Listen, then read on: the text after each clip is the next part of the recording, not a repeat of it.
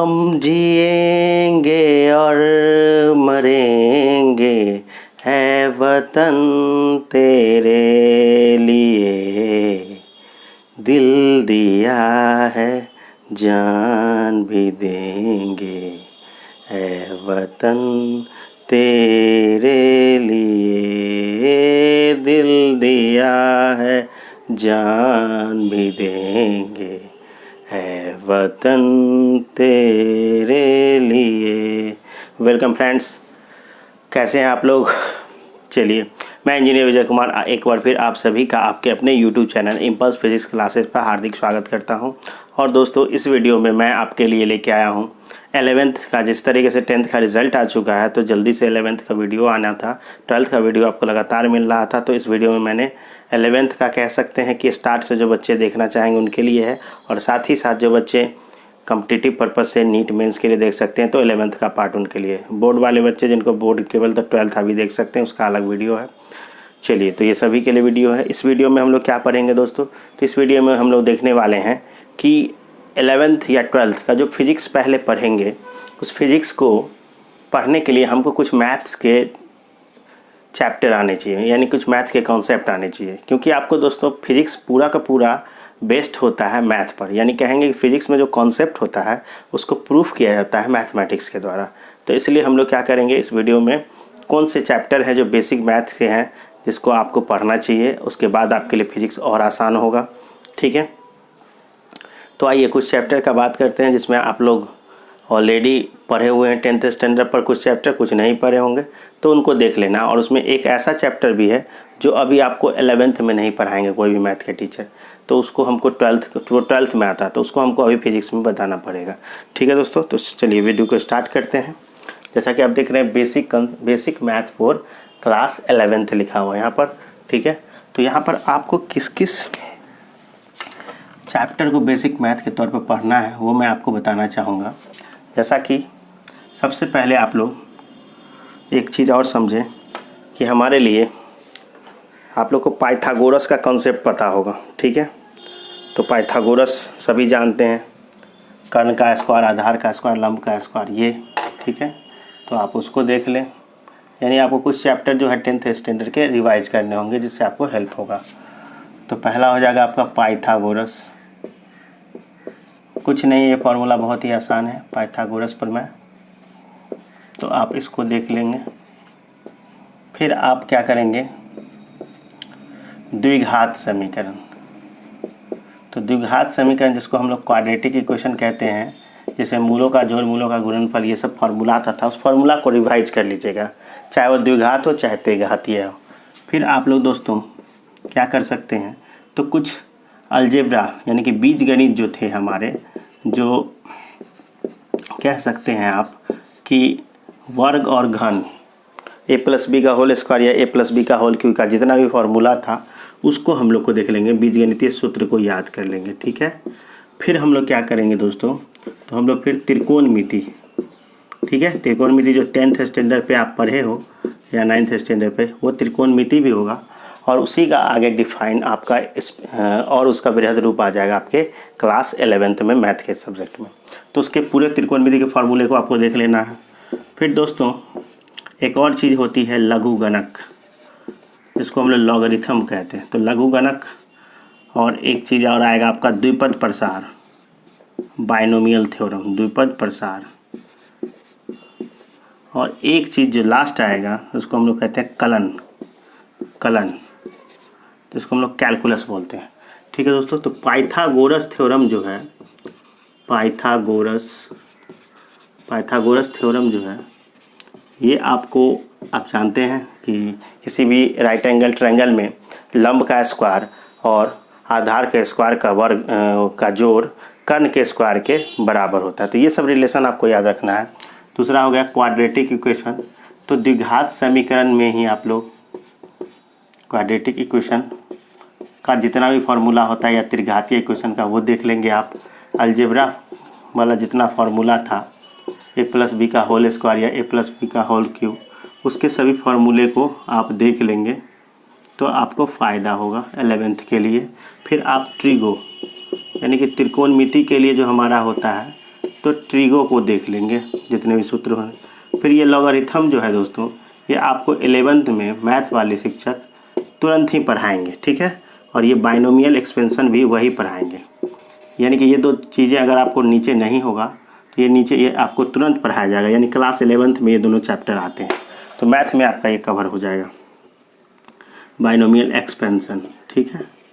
लेकिन दोस्तों एक जो टॉपिक है ये कलन, जिसको हम लोग कहते हैं कैलकुलस, ये कैलकुलस अभी आपका नहीं होगा कवर, क्योंकि ये जो कैलकुलस चैप्टर है ये चैप्टर आपका 12th में आता है, मैथमेटिक्स में 12th में आता है। और दोस्तों ये आपके 46 मार्क्स आपको गेन करवाते हैं, यानी कि 100 में से केवल और केवल 45 से 46 नंबर आपका केवल इस कैलकुलस से आता है। इसके 2 भाग होते हैं, तो इसको हमको देखना है।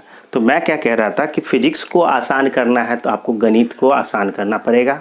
आपके लिए फिजिक्स इतना आसान हो जाएगा कि आप बहुत आसानी से, क्योंकि फिजिक्स में कॉन्सेप्ट के साथ साथ उसको प्रूफ करना होता है और साथ ही साथ उसको डेराइव भी करना होता है, और कोई भी न्यूमेरिकल्स यानी आंकिक प्रश्न बनाने होते हैं।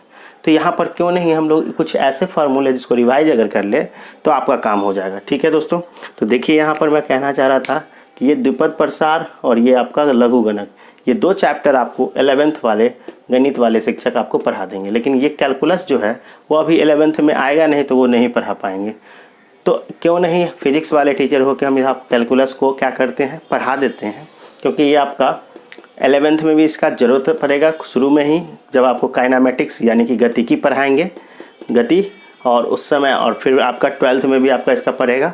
तो क्यों नहीं अभी इसको पढ़ लेते। तो मेनली ये आप जानते हैं पाइथागोरस, आप खुद से रिवाइज कर लेंगे। द्विघात समीकरण, त्रिघातीय समीकरण के सभी फार्मूले देख लेंगे आप। बीजगणितीय सूत्र देख सकते हैं, प्लस बी का होल स्क्वायर, प्लस बी का होल क्यू, ए माइनस बी का होल स्क्वायर, ए माइनस बी का होल क्यू, ये सब आप देख लेंगे। त्रिकोणमिति के जितने भी फार्मूले थे, और साथ ही साथ दोस्तों जितने भी आपके क्या थे, मान थे, मान सारणी यानी कि वैल्यू टेबल, उसको आप देख सकते हैं। फिर लॉग, और ये आपका द्विपद प्रसार एक नया चीज़ है जो आपको 11th वाले सर तुरंत पढ़ा देंगे। लेकिन ये जो कलन है ये मैं आपको बता देता हूँ, क्योंकि मेरा मानना है दोस्तों, मेरा ये मानना है कि physics is not only, physics का जो मैं इक्वेशन लिखता हूँ अपने हिसाब से, ये फिजिक्स जो है कॉन्सेप्ट प्लस मैथ्स, यानी कि अगर आपको फिजिक्स समझना है, ये मेरा अपना इक्वेशन है जो मैं बनाता हूँ कि अगर आपको मैथ को समझना है, आपको फिजिक्स को समझना है, तो कॉन्सेप्ट जो फिजिक्स की होती है वो, और आपके साथ दूसरा क्या होना चाहिए टूल्स के रूप में, मैथ्स, यानी कि mathematics is the tools by which we can easily understand about the concept of physics. यानी कि गणित वह एक तरीके से टूल है, यंत्र है, जिसके मदद से हम भौतिकी को आसानी से समझ सकते हैं, ठीक है। तो अगर आपके पास मैथ्स नहीं है तो मेरा मानना है कि आपको फिजिक्स फिर समझने में बहुत ही मुश्किल होगी, ठीक है दोस्तों। और आपका 11th का जो पार्ट है बहुत ही इंटरेस्टिंग होता है। कोई भी कॉम्पिटिटिव पेपर में आप चले जाओ तो आपको क्या करता है कि 11th का 60% पार्ट कंटेंट करता है कोई भी कॉम्पिटिटिव एग्जाम में, चाहे वो जेई हो, नीट हो, मेंस हो, या आपके कोई भी अदर बोर्ड के एग्ज़ाम होंगे, तो इसमें आपका 11th पार्ट कवर करता है, जबकि 12th पार्ट से आपके सिर्फ 40% आते हैं, ठीक है। तो इस हिसाब से भी इंटरेस्टिंग है आपका ये चैप्टर। तो आते हैं दोस्तों, अब आते हैं थोड़ा सा स्कोप एक्साइटमेंट देखते हैं, लेकिन आपको पहले हमको बेसिक मैथ पढ़ाएंगे, फिर हम लोग इंट्रोडक्शन ऑफ फिजिक्स में चलेंगे कि फिजिक्स क्या था, फिजिक्स किस तरीके से, फादर ऑफ फिजिक्स कौन है, फादर ऑफ मॉडर्न फिजिक्स कौन है, इस तरीके से देखेंगे, ठीक है। फिलहाल आपको मैथमेटिक्स में इतने टॉपिक कवर करने, जिसमें से मैं आपको सबसे अच्छा टॉपिक कैलकुलस जो अभी नहीं होगा वो बताऊंगा। और ये अकेले कैलकुलस आपका कितना मार्क्स कंटेन करता है, तो 45 to 46 marks in board exam, और ये मैथमेटिक्स में, जो कि बहुत ही मायने रखता है, ठीक है दोस्तों।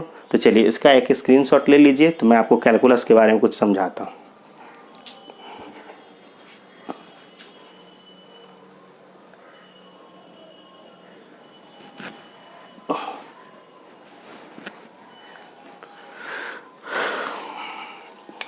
ओके फ्रेंड्स, तो कैलकुलस को समझने से पहले हम लोग क्या करेंगे, तो देखते हैं क्या करेंगे। तो कैलकुलस को समझने से पहले आप लोग को फंक्शन समझना होगा, और आप लोगों ने फलन का नाम सुना होगा। फलन क्या होता है, और चर अचर क्या होते हैं, आश्रित चर और स्वतंत्र चर क्या होते हैं। ठीक है दोस्तों, ये थोड़ा सा समझेंगे, उसके बाद हम लोग खुद समझ जाएंगे किस प्रकार से कैलकुलस को हम लोग पढ़ सकते हैं।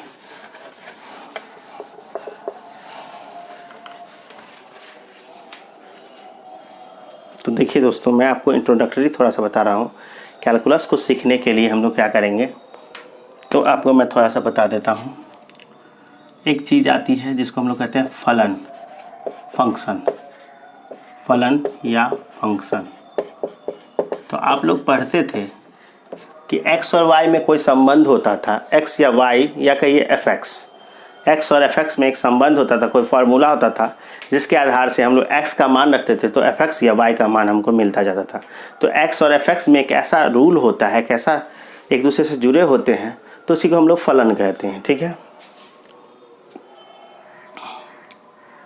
तो यहाँ पर जो क्या है फलन, आप लोग जानते हैं। जैसे कि मैं एग्जांपल बताऊं कि y या fx बराबर 3x² + 5x + 6। ठीक है दोस्तों, तो ये जो y बराबर fx है ये एक फंक्शन है, और इस फंक्शन में क्या होगा कि आप x के डिफरेंट मान रखेंगे, x के अगर अलग अलग मान रखेंगे तो fx का भी अलग अलग मान आपको मिलेगा। तो जब ऐसा ही है fx कहिए या y कहिए, ठीक है, तो इसके भी अलग अलग मान मिलेंगे, यानी कि इसी को हम लोग फलन कहते हैं। जैसे इसी इक्वेशन के एग्जांपल में मैं आपसे पूछ दूँ कि y 0 बता दीजिए, यानी कि आप कहिए कि f ऑफ 0, तो जहाँ जहाँ x दिख रहा है वहाँ पे क्या पुट कर देंगे दोस्तों, 0 पुट कर देंगे। 5 × 0 + 6, तो f0 का मतलब कितना आएगा, 6। इसी प्रकार से अगर हमको कोई पूछ ले y1 या f ऑफ 1, तो जहाँ जहाँ x है वहाँ पे क्या रख देंगे, 1 रख देंगे। तो देख लीजिएगा आप लोग, 5 × 1 + 6 इसी में रखे हैं। अब देखिए 3 × 1 का स्क्वायर 1 होगा, 5 × 1 तो 1 हो जाएगा, और यहाँ पे 6 जोड़ेंगे तो 3 + 5 + 6, यानी कि 5 × 3 = 8 × 6 = 14। तो यानी कि आप देख रहे हो दोस्तों कि x और y में या x और fx में कैसा रूल हो जाता है, कैसा संबंध हो जाता है, जिसको हम लोग फलन कहते हैं, जिसके x के भिन्न भिन्न मान के लिए y का भी भिन्न भिन्न मान मिलता है। तो कलन सीखने से पहले हम लोग को फलन सीखना था, हम सीखे। अब आते हैं कि फलन में इसमें कुछ नाम आते हैं जो क्या कर लेते हैं हम लोग। अगर देखिए y बराबर fx = वही इक्वेशन लेते हैं 3x² + 5x + 6। तो दोस्तों यहाँ पर जो x है या x² है, क्योंकि आप जानते हैं कि y या fx किस पे निर्भर कर रहा है, x पर, तो हम लोग इस पर x को क्या कहते हैं, स्वतंत्र चर, स्वतंत्र चर। अब आपको चर अचर पता होगा, तो चर किसको कहते हैं, जिसका मान बदलता रहता है, यानी x का मान किसी समीकरण में 1 आया, किसी में 2 आया, किसी में 3 आया, तो चर उसको बोलते हैं चर राशि। और अचर राशि, चर राशि जिसके मान फिर लगातार बदलते हैं, और अचर राशि क्या हो गए, वैसे मान जो कभी नहीं बदलते। जैसे अंक हो गया 5 का मान कभी नहीं बदलेगा, 6 ही रहेगा, 7 ही रहेगा। तो चर और अचर देखते हैं। तो चर में भी 2 प्रकार के चर होते हैं, एक होता है स्वतंत्र चर और एक हो जाता है आश्रित चर। ठीक है, आश्रित चर। तो क्या होगा दोस्तों, यहाँ पर ये क्या हो गया, आश्रित चर। ठीक है, आश्रित चर का मतलब होता है डिपेंडेंट वेरिएबल, डिपेंडेंट वेरिएबल, और एक होता है स्वतंत्र चर जिसको हम लोग कहते हैं, इसको कहते हैं हम लोग इंडिपेंडेंट वेरिएबल, इंडिपेंडेंट वेरिएबल। ठीक है फ्रेंड्स, तो यहाँ पर हमारे पास 2 प्रकार के चर हुए, और यहाँ पर 6 का कहेंगे तो 6 क्या है, आपका अचर राशि है, 6 एक अचर राशि है। तो कुछ चीज़ें आप लोग सीखे कि स्वतंत्र चर किसको कहेंगे, आश्रित चर किसको कहेंगे, और क्या कहेंगे, अचर किसको कहेंगे। ठीक है, अचर भी 2 प्रकार के होते हैं दोस्तों। एक होते हैं स्वेच्छाचर, जिसका मान हम लोग c या m या कुछ भी मान लेते हैं, और एक होता है एब्सोल्यूट कांस्टेंट, जिसका हम मान फिक्स होता है, जैसे कि 5, 10, 15, 20 ये फिक्स होते हैं। तो दोस्तों हम लोग सीखे कि फलन क्या होता है। फलन में क्या बेसिकली कि x और fx या y में एक ऐसा संबंध होता है, जैसा कि आपको हम बता रहे हैं, हम लोग जानते हैं कि ग्राफ से भी हम लोग दिखा पाते हैं। तो आप जानते हैं कि इस पर x होता है, इधर की ओर क्या बढ़ता है x, और इधर की ओर क्या होता है y या एफ एक्स, यानी x का मान जैसे जैसे बदलिएगा y एफ एक्स का मान भी बदलेगा। अगर मान लेते हैं कि ये कोई ग्राफ है जिसको नाम है y बराबर एफ एक्स, तो x के डिफरेंट मान के लिए y का भी मान क्या है, डिफरेंट है, यानी कि यहाँ पर एफ एक्स 1 है x1 पॉइंट पर। फिर यहाँ पर अगर पूछेंगे अगर ये पॉइंट x2 है तो यहाँ पर क्या होगा एफ एक्स 2, यानी कि जैसा जैसा आप x का मान बदलोगे वैसा ही वैसा y का मान भी बदलेगा। इसको बोलते हैं x अक्ष, इसको बोलते हैं y अक्ष। आप समझ रहे हैं यहाँ पर क्या हुआ। तो ये था आपका फलन। फलन को थोड़ा सा बताने की आवश्यकता थी, इसलिए मैंने बताया। बहुत सारे फलन हो सकते हैं, द्विघातीय, त्रिघातीय, एक घातीय, ठीक है। अब आइए दोस्तों इसका एक स्क्रीनशॉट लीजिए। तो हम लोग अब कैलकुलस में घुसेंगे, कलन में चलेंगे।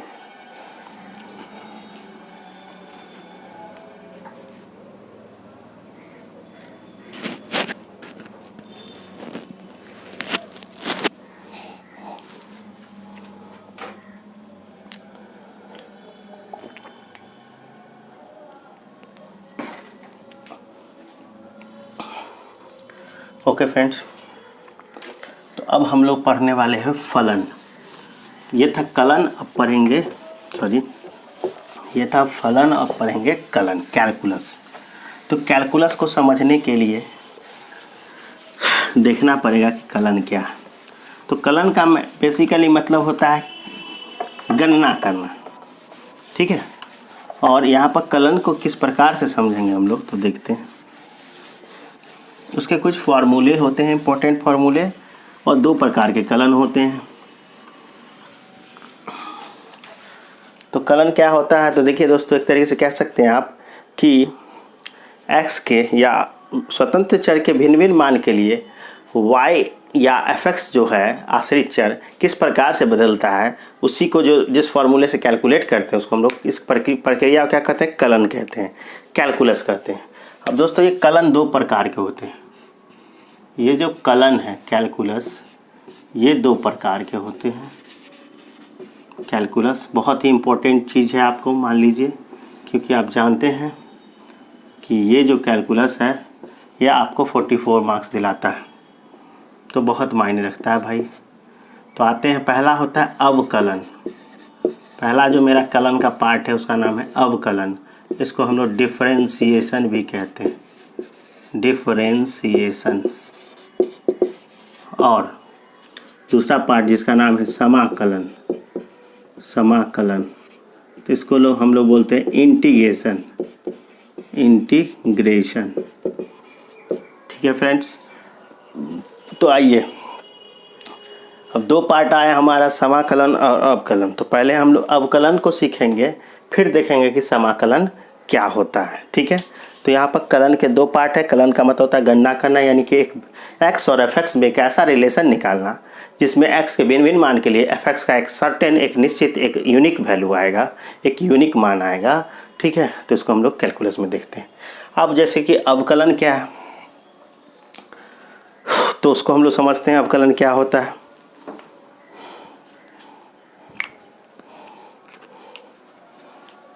ठीक है, आइए फ्रेंड्स, तो ज्योमेट्रिकल मीनिंग ऑफ डिफरेंशिएशन हम लोग समझते हैं, ठीक है।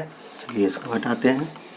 कलन के दो प्रकार होते हैं, अवकलन और समाकलन। तो हम लोग पहले कैलकुलस देखते हैं, फिर इसके इम्पोर्टेंट फार्मूले देखेंगे, फिर हम लोग क्या करेंगे कि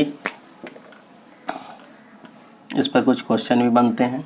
तो अवकलन, अवकलन जिसको बोला जाता है डिफरेंशिएशन, डिफरेंशिएशन, सिएशन।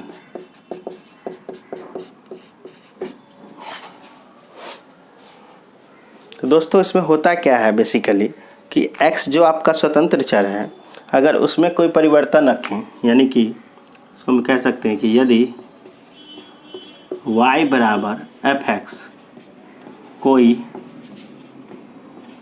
फलन है, तब स्वतंत्र चर, स्वतंत्र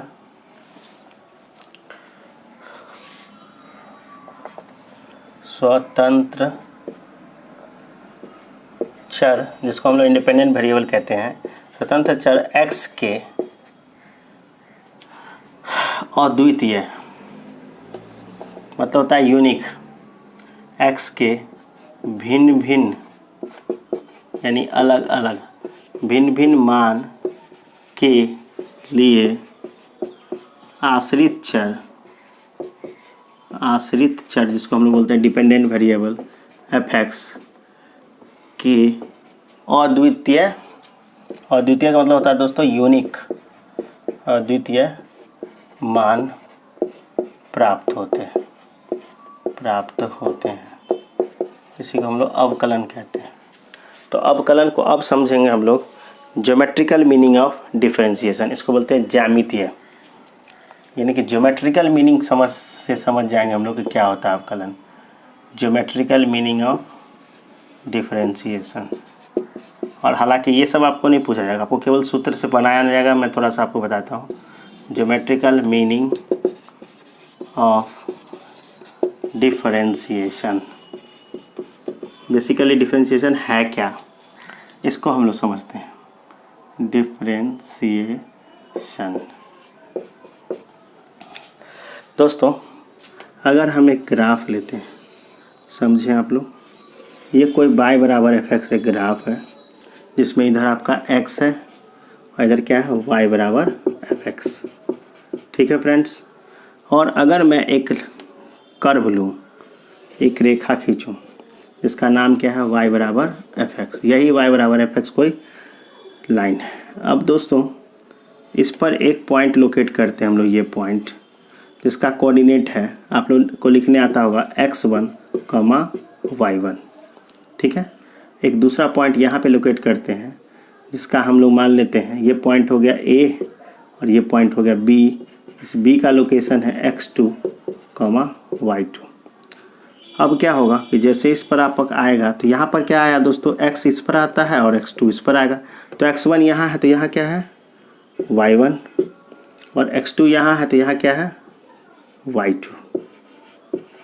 हम फिर से कह रहे हैं, ये आपको केवल समझाने के लिए हम बता रहे हैं, इसका उतना भी इम्पोर्टेंस नहीं है। हाँ, 12th में आपको बहुत ही हेल्प करने वाला है। हम चाहते तो डायरेक्ट फार्मूला भी बता के चल देते, फिजिक्स वाले टीचर हैं, लेकिन पूरी जानकारी, पूरी कंसेप्ट आपको होनी चाहिए मैथ की भी। तो यहाँ पर देखिए दोस्तों, मैं एक पॉइंट माना x1, y1, दूसरा पॉइंट माना B, x2, y2। आप जानते हैं इसको मिला सकते हैं। अब अगर ये गैप आपसे हम पूछे, ये गैप कितना है, ठीक है फ्रेंड्स, तो आप पूरा क्या है x2 और इतना क्या है x1, तो इतना ही चाहिए। तो क्या लिख सकते हैं, x2 माइनस x1। फिर देखिए ये यहाँ से यहाँ तक y2 है, जबकि यहाँ से वहाँ तक y1 है, तो हमको खाली इतना चाहिए होगा, ये डिस्टेंस चाहिए होगा। तो हम क्या करेंगे, पूरा y2 में से, यानी डेल्टा y जो होता है y2 में से क्या निकाल देंगे y1, तो ये बच जाएगा। अब अगर बात करें हम लोग इसको थोड़ा सा एक ट्रायंगल के रूप में देखें, A, B और इसका नाम C मान लेते हैं, तो समझना चाहते हैं दोस्तों बेसिकली होता क्या है। अगर इस समकोण त्रिभुज नहीं है लगभग समकोण, लेकिन फिर भी समकोण मानते हैं, थोड़ा सा कर्व होता है लेकिन समकोण मान के चलते हैं। तो समकोण त्रिभुज ABC में अगर tan थीटा लगाते हैं हम लोग, tan थीटा, तो tan थीटा क्या होता है, लंब बट्टे आधार। ये पॉइंट है A, ये है B और ये है C, तो ये क्या होगा BC बट्टे AC। BC का नाम क्या है दोस्तों, डेल्टा y, और AC का नाम क्या है डेल्टा x। डेल्टा y को आप y2 माइनस y1 और इसको x2 माइनस x1, ऐसा आप लोग नियामक ज्यामिति 10th में भी थोड़ा सा पढ़े होंगे। अब आते हैं दोस्तों, ये तो हो गया बिग चेंज, मतलब कि इतने का अगर x में परिवर्तन आया, यानी x1 से बढ़ के x2 हुआ तो y1 से बढ़ के y2 आ गया। लेकिन इसी चेंज को हम स्मॉल करें, देखिए अगर हम इसी चेंज को कम कर दें, ये dx अगर कर दें, तो y में भी कितने का चेंज आएगा, स्मॉल dy का। ये कैसे होगा, तो अगर हम लोग लिमिट लगा देंगे दोस्त, लिमिट क्या होता है, तो छोटा करना, लिमिट क्या कर देंगे, तो लिमिट लगा लेंगे थीटा टेंस टू 0। यहाँ पर क्या होगा tan थीटा, तो इधर भी क्या होगा दोस्तों, यहाँ पर अगर बात करें डेल्टा y और डेल्टा x की, तो इधर भी लिमिट लगा लेते हैं। यहाँ से डेल्टा एक्स टेंस टू 0 तो डेल्टा वाई बटे डेल्टा एक्स। क्या होता है दोस्तों, जब डेल्टा होता है तो डेल्टा बिग चेंज को बताता है, बड़े चेंज को बताता है। ये चेंज आपको दिख रहा है लेकिन ये छोटा चेंज है, इसके कारण इसमें छोटा चेंज आ रहा है। तो जैसे ही आपका ये डिनोमिनेटर बहुत स्मॉल करिएगा तो ये delta Y by delta X बन जाएगा डी वाई बटे में डी एक्स, डी वाई बटे में डी एक्स। यानी कि अगर हम आपको बताएं बेसिकली डिफरेंशिएशन हुआ क्या, तो D by D X of something, और वही समथिंग क्या है वाई, इसी को बोलते हैं अवकल गुणांक, अवकल गुणांक यानी कि डिफरेंशिएशन। ठीक है फ्रेंड्स, अवकल गुणांक। अब इसको कैसे आप समझेंगे कि है क्या, तो यहाँ पर क्या होगा कि x अगर इसके x इसका क्या हो गया, x के सापेक्ष इसमें परिवर्तन आना चाहिए, और y क्या होगा function of x, y is a function of x, y होगा फंक्शन ऑफ x, और x के भिन्न भिन्न मान के लिए y का भिन्न भिन्न मान आना चाहिए। तो एक तरीके से कहा जाए तो टेन थीटा क्या बताता है, कभी भी किसी रेखा का ढाल बताता है, स्लोप बताता है। तो y बराबर एफ एक्स किसी फंक्शन का डिफरेंशिएशन और कुछ नहीं, बेसिकली उसके स्लोप को बताता है, ढाल को बताता है, ढलान, स्लोप। ठीक है फ्रेंड्स, तो यहाँ पर क्या हुआ, डिफरेंशिएशन बेसिकली स्लोप हुआ, और इसका बहुत सारा नाम होगा जिसको हम अभी बता देते हैं। स्लोप भी कहते हैं इसको, m भी कहते हैं मैथ में, टेन थीटा भी कहते हैं, D Y by D X भी कहते हैं। हम लोग इसको बहुत सारे नामों से जानते हैं। ठीक है, इसको आप एफ डैश एक्स भी लिख सकते हैं। तो बहुत सारा नाम है इसका जिससे आप इसको बता सकते हैं। तो ये डिफरेंशिएशन का ज्योमेट्रिकल मीनिंग मैंने आपको बताया। अब देखिए ये जो गुणांक है इसको थोड़ा समझेंगे, ऑपरेटर ये काम कैसे करता है। यानी कि ये D Y by D X जो है, इसमें आप इस डब्बे में यानी कि इसमें x का जैसा फंक्शन डालिएगा x के रिस्पेक्ट में हो वैसा बदल के आएगा। यानी डिफरेंशियल कांस्टेंट जो आपका हुआ, डिफरेंशियल कांस्टेंट मतलब अवकल गुणांक, उसी का एक फार्मूला आता है जिसमें 20-21 हमारे हिसाब से फार्मूले हैं, जिस सूत्र को अगर आप याद कर लोगे तो आप उस पर बहुत सारे सवाल को बना सकते हैं। कह सकते हैं कि आपका कैलकुलस एक फार्मूला बेस्ड सवाल है। अब देखिए जिसको ये बच्चा को जिसको ये समझ में नहीं आया तो डरने की ज़रूरत नहीं है, ये आपको मैंने एक्स्ट्रा बताया। मैथ वाले टीचर आपको मैथ में 12th में बताएंगे अच्छे से। फिलहाल मैंने ये बताया था कि अगर कोई भी आपसे पूछे कि अवकल का मतलब, अवकलन का मतलब क्या हो जाता है, तो बेसिकली y बराबर एफ एक्स का ढाल को बताता है, वो स्लोप को बताता है, इसलिए मैंने बताया। अब इसके जस्ट बाद हम लोग इसका फॉर्मूला करेंगे। इसका एक स्क्रीनशॉट ले लीजिए आप लोग।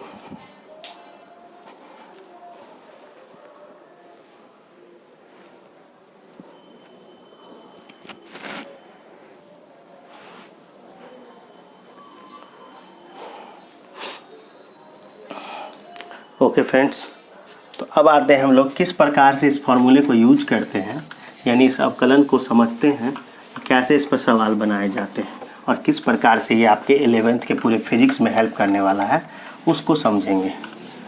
मैं फिर से कह रहा हूँ ये आपके 11th और 12th दोनों में बहुत ही हेल्प करेंगे, इसलिए आप इसको हल्के में ना लें, इसको अच्छे से पढ़ लें। और आपका फिजिक्स जो है तभी होगा जब उसका आधार गणित होगा। भौतिकी का आधार ही गणित है। अगर गणित जिस बच्चे को नहीं आता है उसको फिजिक्स समझना बहुत भारी हो जाएगा। इसलिए आप लोग जितने भी चैप्टर को मैंने बोला रिवाइज कर लीजिएगा, ठीक है, और फिर आपको हम बताएंगे।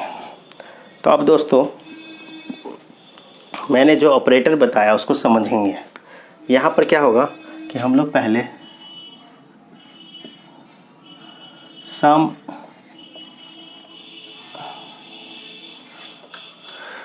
कह सकते हैं integral coefficient of some important function, यानी कि अवकल गुणांक। इंटीग्रल नहीं होगा, डिफरेंशियल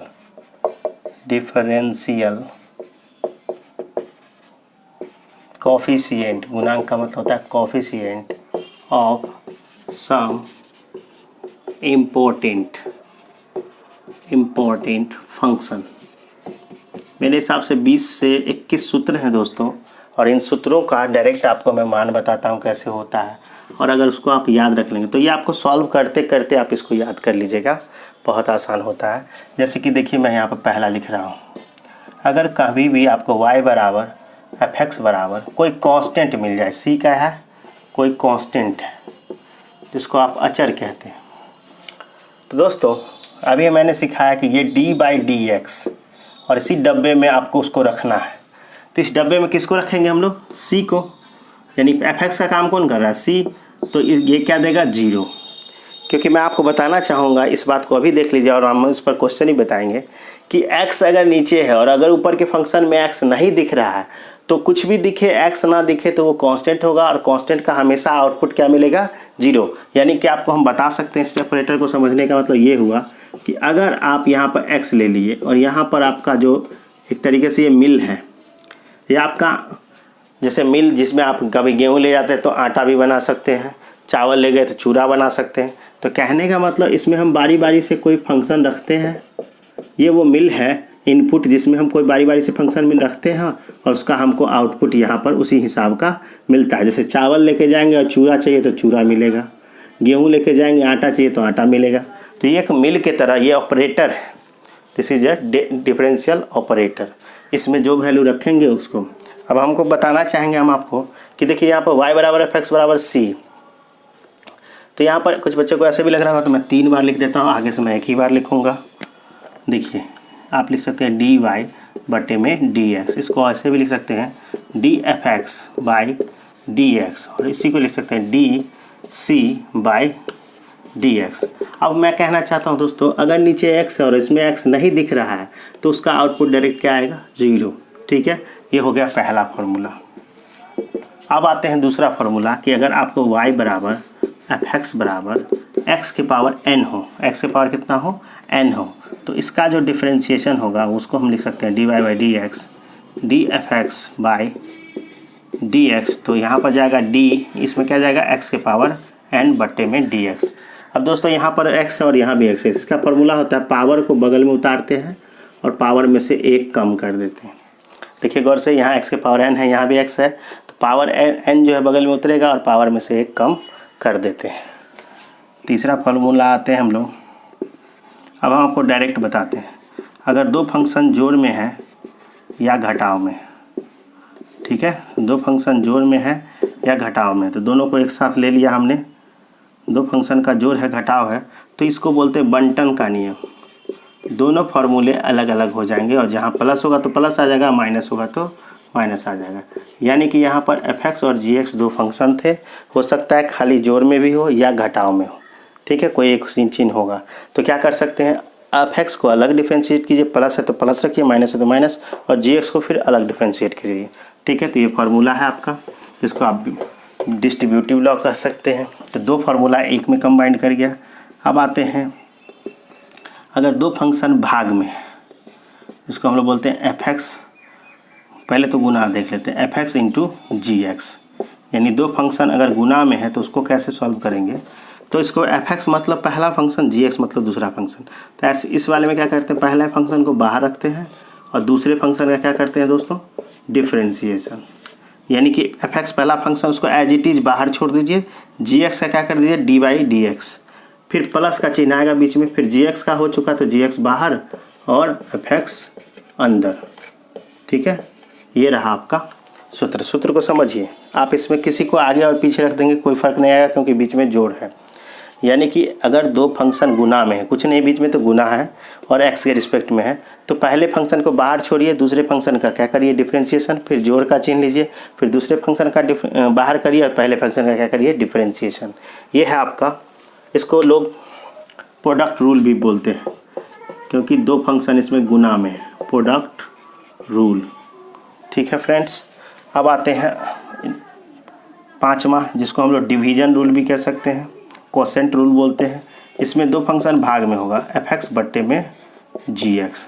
तो देखिए ऐसे में क्या करेंगे, तो ऐसे वाले में क्या करते हैं बच्चों, पहले जो हर होता है जिसको डिनोमिनेटर कहते हैं, तो यहाँ पर हर का काम कौन कर रहा है? gx, और अंश का काम क्या कर रहा है? fx। तो gx का जो हर है उसका पहले हम लोग होल स्क्वायर कर देते हैं नीचे, ठीक है दोस्तों, और जो हर है उसको बाहर छोड़ देते हैं, यानी कि gx को बाहर छोड़ दिए और किसका डिफरेंशिएशन करेंगे? fx का। यानी जिसका आप हर का जो स्क्वायर किए, हर को ही बाहर छोड़ेंगे।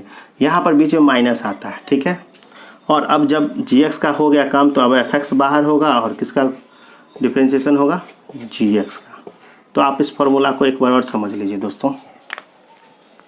दो फंक्शन अगर बट्टा में है, भाग में F X by G X, तो जी एक्स जो हर है उसका नीचे सबसे पहले होल स्क्वायर करेंगे और पूरा एक लकीर खींचेंगे जैसा कि भाग में लिखते हैं, तो स्क्वायर करेंगे और जो हर है उसी को बाहर छोड़ेंगे। जी एक्स को बाहर छोड़े, एफ एक्स का डिफ्रेंशिएशन किए, माइनस एफ एक्स को बाहर छोड़े और जी एक्स का डिफ्रेंशिएशन किए। इसको हम लोग कोसेंट रूल या डिवीजन रूल भी बोलते हैं, कोशेंट रूल या डिवीजन रूल। तो कोशेंट रूल का मतलब क्या हुआ दोस्तों कि बट्टा में है, भाग में है, ठीक है। तो यहाँ पर आपके 5 फार्मूले हुए, लेकिन आपको अभी 12 और इस तरीके से बहुत सारे फार्मूले हैं, उसको भी मैं आपको बताऊंगा। तो पहले इस फार्मूले का एक स्क्रीनशॉट लीजिए, तो मैं आगे पूरा पहले फार्मूला कवर करता हूँ।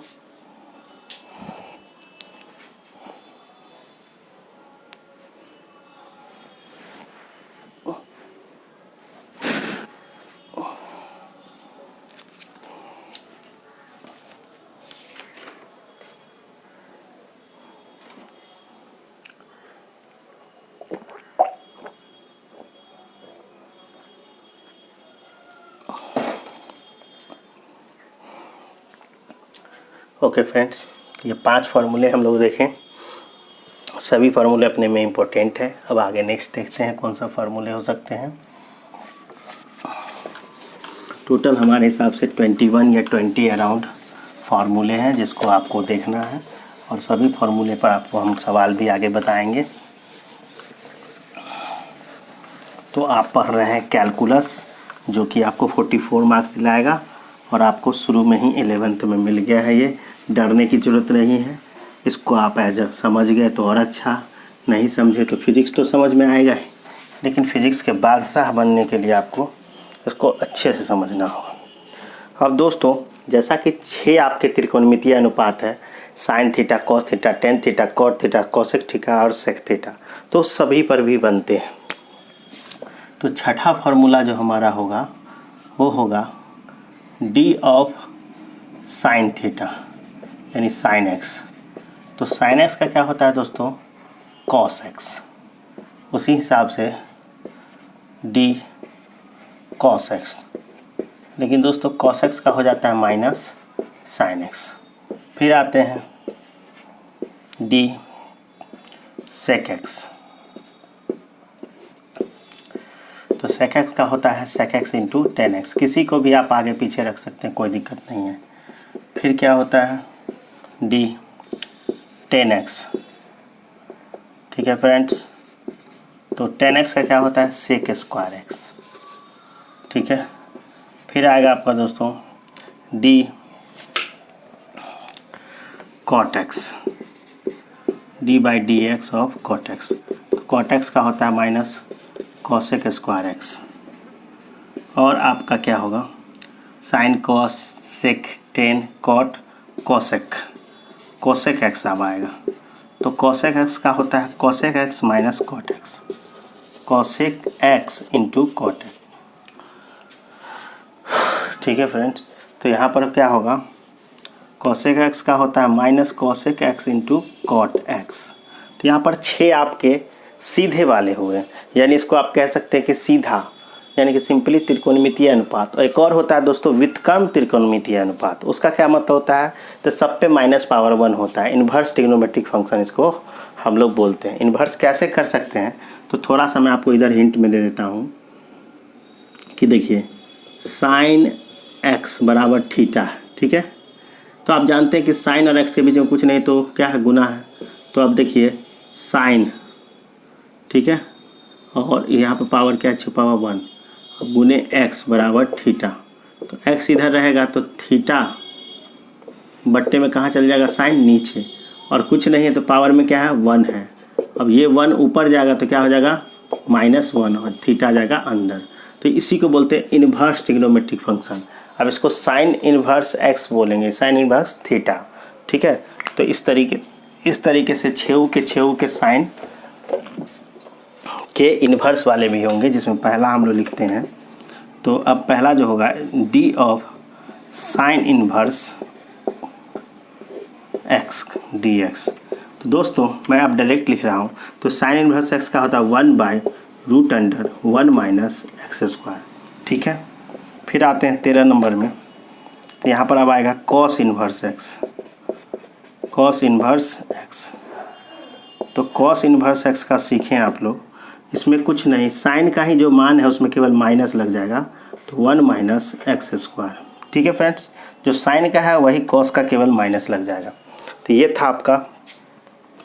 अब कुछ और फॉर्मूले हैं उसको भी कवर करते हैं हम लोग। ठीक है, तो देखिए ये था साइन और कॉस। अब आएगा 10, तो अब आ जाएगा 14 नंबर। तो 14 नंबर में समझिए डी tan इन्वर्स एक्स। तो tan इन्वर्स एक्स का जो होता है दोस्तों, होता है 1/1 प्लस एक्स स्क्वायर, और जो 10 का होगा वही उसके उल्टा कॉट का होगा। तो कॉट इन्वर्स एक्स का मतलब हुआ -1/1 प्लस एक्स स्क्वायर। केवल माइनस लग जाता है। ठीक है फ्रेंड्स, जो भी होता है केवल माइनस लगता है। अब आते हैं डी सेक इन्वर्स एक्स। तो सेक इन्वर्स एक्स का देख लेते हैं हम लोग। तो सेक इन्वर्स एक्स का जो होगा दोस्तों, इसका होता है 1/x into root under X square minus 1। Sine का था 1 माइनस एक्स स्क्वायर, इसका है एक्स स्क्वायर माइनस 1, और बट्टे में 1/x भी होता है।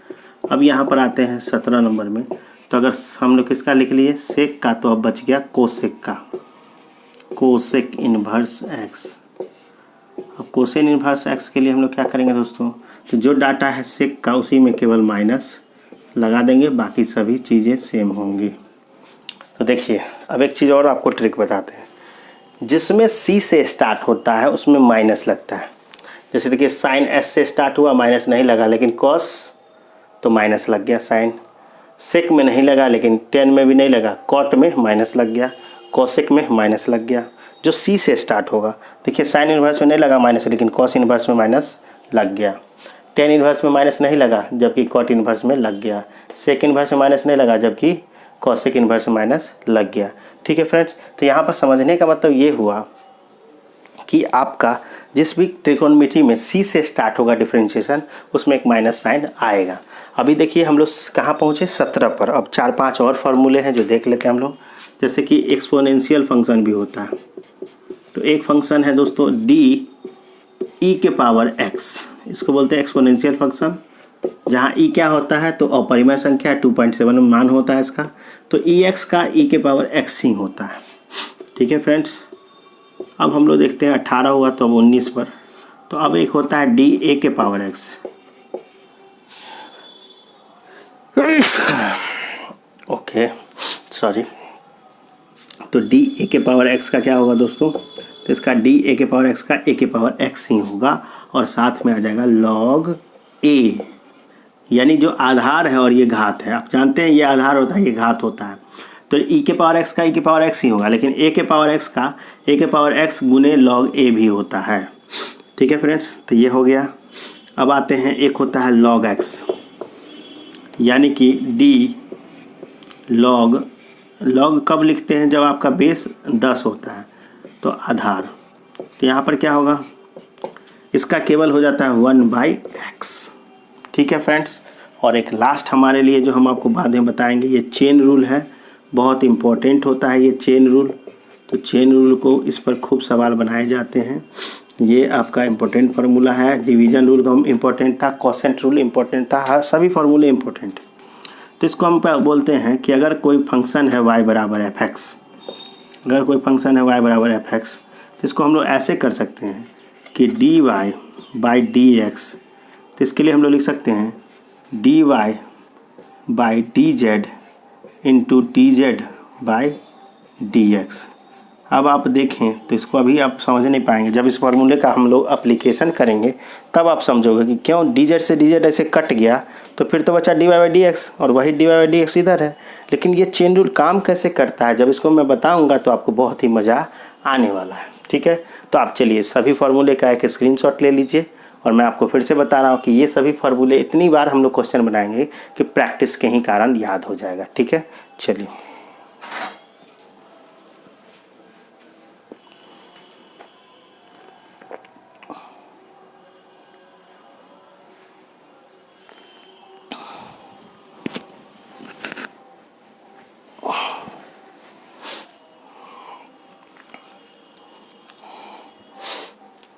ओके फ्रेंड्स, तो टोटल हम लोग 21 फार्मूला देखे हैं, ठीक है। और 21 फार्मूला जो देखे हैं तो इस सभी फार्मूलों पे सवाल भी बनते हैं और हम सब पर सवाल बनाएंगे, तभी तो कैलकुलस सीख पाएंगे। और पूरा कैलकुलस ही नहीं, उसका एप्लीकेशन भी होता है, यानी डिफरेंशिएशन का भी एप्लीकेशन पढ़ना होता है और इंटीग्रेशन का भी।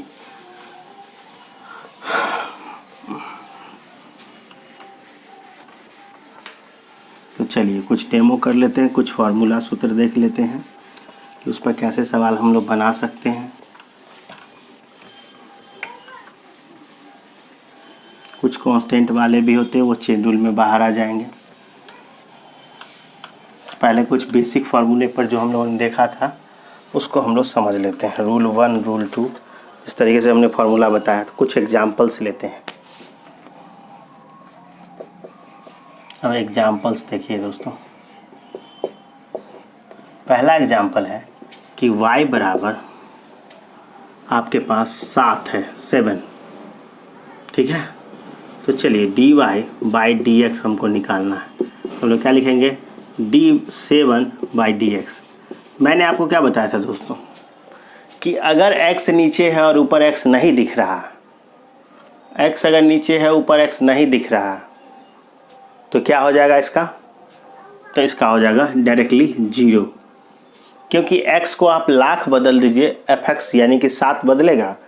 x अगर इसमें रहता तब ना 7 का मान कुछ बदल के जाता, तो कुछ है ही नहीं, ठीक है। यानी इसको ग्राफ से अगर मैं बताऊं तो आपको दिया हुआ है, ये है y बराबर 7, y बराबर 7 का ये लाइन है। अब देखिए x 0 था तभी भी y 7 है, x 1 हुआ तभी y 7 है, x 2 हुआ तभी y 7 है। कहने का मतलब ये जो है आपका x के मान को अनंत तक ले जाते हैं तब भी कोई फ़र्क नहीं पड़ता है। यानी कि जब कोई राशि स्वतंत्र है, x के मान बदलने से fx में कोई अंतर नहीं आता, तो उसका आउटपुट क्या आएगा, 0। तो यहाँ पर कांस्टेंट का आउटपुट 0, ये आपको पहला रूल बताए थे। दूसरा एग्जांपल, अब कुछ भी दे दे, जैसे कोई लोग पाई लिख दे, पाई का मान नियत होता है, तो आप अगर इसका भी लेंगे तो डायरेक्टली क्या आएगा, 0। D pi by D x बराबर 0, क्योंकि इसमें x है नहीं। अब आपको कोई बोल दे y बराबर 10 के पावर 10, तो देखिए इसमें भी कोई x नहीं दिख रहा है, आप डायरेक्टली बोल सकते हैं कि 10 के पावर 10 क्या होगा, तो कुछ x नहीं देखें, सीधे 0 कर दीजिए, ठीक है। तो यहाँ पर देख लिया आपने लोगों ने। इसी तरीके से y बराबर अगर कोई लिख दे a के पावर 2, जहाँ a कोई कांस्टेंट है, तो अब क्या करेंगे आप,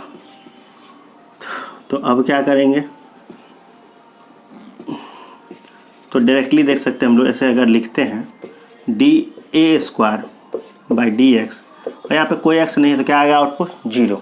यानी कि कांस्टेंट का हमेशा आउटपुट क्या होगा, 0। आपको इतने एग्जाम्पल से समझने के लिए काफ़ी है, ठीक है। चलिए फ्रेंड्स, तो ये आपका था टाइप 1, यानी कह सकते हैं। अब दूसरा आते हैं, ये इसको आप टाइप 1 मानो, जिसमें आपको कांस्टेंट वाला फार्मूला बताए थे, तो टाइप 2 का बताएंगे। अब टाइप 2 में आपको मैंने बताया था, टाइप 2 में कि अगर y बराबर x के पावर n है तो dy बाई डी एक्स क्या होता है, फार्मूला पहले देख लेते हैं। dy बाई डी एक्स क्या होता है, तो डी एक्स के power n by D x. तो इसमें सिखाया था हमने कि पावर बगल में उतर जाता है, n बगल में उतरेगा और n में से कितना कम करेंगे, 1, यही होगा इसका आंसर। तो ये तो फार्मूला था। अब इसी फार्मूला पे एक एग्जांपल लेते हैं कि y बराबर x के पावर 7। दोस्तों इसको कैसे लिखेंगे, तो इसको ऐसे लिख सकते हैं x के पावर 7 बाई डी एक्स, और आपको हमने बताया है पावर बगल में उतरेगा, 7 बगल में उतर गया, और 7 में से कितना कम करेंगे आप, 1, तो 7, x के पावर कितना होगा, 6। यही हो गया आपका आंसर, ठीक है। तो चलिए इसको जल्दी स्क्रीनशॉट लीजिए, तो मैं आपको नेक्स्ट सवाल बताता हूँ।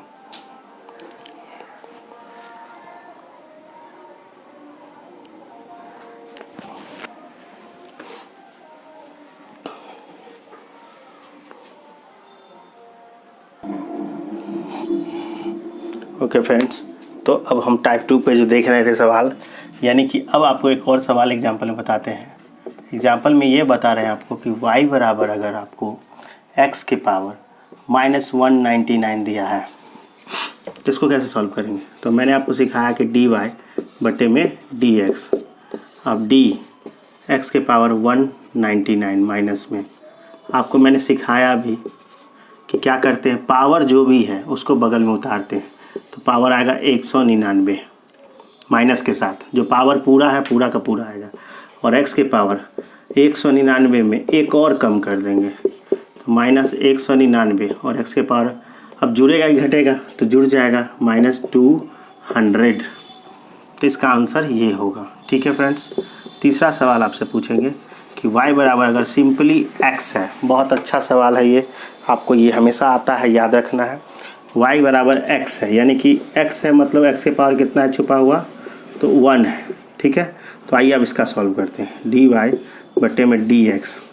अब आप जानते हैं कि x के पावर 1 है तो 1 ही लिखेंगे, यहाँ पर dx लिखेंगे। हमने आपको सिखाया जो भी पावर है बगल में उतर जाता है, तो पावर 1 बगल में उतरेगा और जो पावर है उसमें से एक कम करते हैं, तो 1 - 1 करेंगे। तो बताइए आप, 1 - 1 मतलब 0, और यानी कि एनीथिंग पावर 0 भी 1 होता है, यानी कि इसका मान आएगा 1।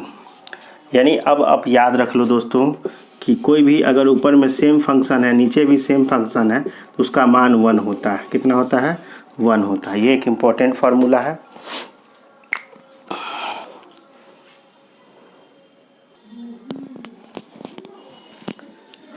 ठीक है फ्रेंड्स, तो अब आगे का जो भी है एग्जाम्पल वो सभी फॉर्मूले पर वो हम नेक्स्ट वीडियो में देखेंगे। ठीक है, ये वीडियो का पार्ट 1 रहा। ठीक है, मिलते हैं नेक्स्ट वीडियो में।